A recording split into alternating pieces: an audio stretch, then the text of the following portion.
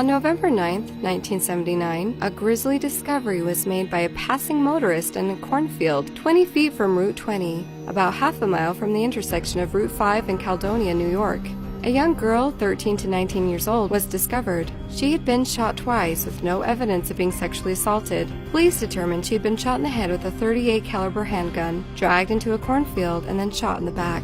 A waitress from a small diner in Lima, New York, remembered seeing the young girl with a white male described as being 5'8", 5'9", with black wire-rimmed glasses and a tan shirt. He was driving a tan station wagon with side paneling. Several truckers also called for information about the young girl trying to hitch rides with them to Boston on truck stops. Eventually, the girl named as the Caledonia Jane Doe was later laid to rest with no identification, no way of knowing who she was, let alone the killer. 35 years later, on January 26, 2015, the unknown identity of Caledonia Jane Doe would be solved. She had been identified as 16-year-old Tammy Jo Alexander. It is reported that on November 3, 1979, Tammy went missing from Brooksfield, Florida. She was last seen the day after her 16th birthday. Her case filed reads very little, besides the fact she was endangered missing and was believed to be a runaway.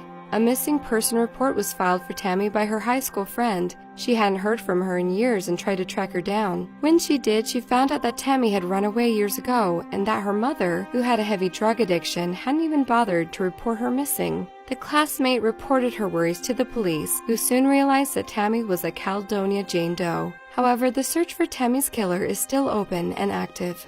Rodney Alcala, otherwise known as the dating game killer, because he was a winning contestant on the ABC primetime game show during his reign of terror, had been charged with the murder of 28-year-old Texas native Kristen Ruth Thornton, who was 6 months pregnant at the time of her death. Alcala met Thornton in San Antonio in August 1977, and then allegedly dumped her body on a ranch in Granger, Wyoming.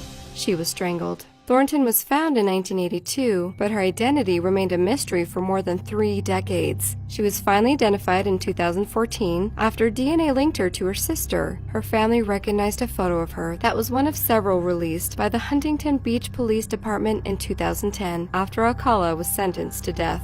The photos were found in a Seattle storage locker owned by the killer. Investigators believe Alcala killed Thornton in Sweetwater Country based on a photo that shows her alive in what appears to be a remote public land northeast of Granger, a short distance from where her remains were found. Alcala, now 74, a former photographer convicted for a string of murders in California, remains at Corcoran State Prison and is sentenced to death. He is believed to have an estimated 50 to 130 victims, but the actual number is still unknown.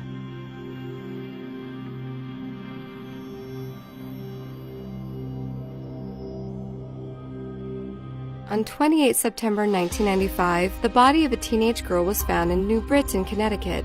Shot in the head, she had been left in the doorway of a music store in the city's shopping area, wrapped in plastic bags and a sleeping bag. Just 1 week later, the body of a woman was found 40 miles away in Tolan State Forest in Massachusetts. She had also died from gunshot wounds. Both victims had no identification on them, and all efforts to identify them failed, leaving them nameless and their killer on the loose with little hope that justice would prevail. In January 2011, police released details that they believed the 2 bodies were mother and daughter, which had been established through forensic testing. This discovery prompted the question that their murders were linked and may have been carried out by the same killer. However, they still had no names for who they were. It was a surprise call to the New York State Police in 2014, which led to the breakthrough in this cold case and the arrest of 70-year-old Robert Honch. In June 2014, a relative contacted police to report that 53-year-old Marcia Honch and her 17-year-old daughter Elizabeth Honch were missing, and to voice their concerns that Marcia's husband and Elizabeth's father, Robert Honch, may have been responsible for their disappearance. They explained the family had been looking for the mother and daughter since they went missing in 1995. The caller told police that Robert Honch had told them that he, Marcia, and Elizabeth were moving to Australia to start a new life.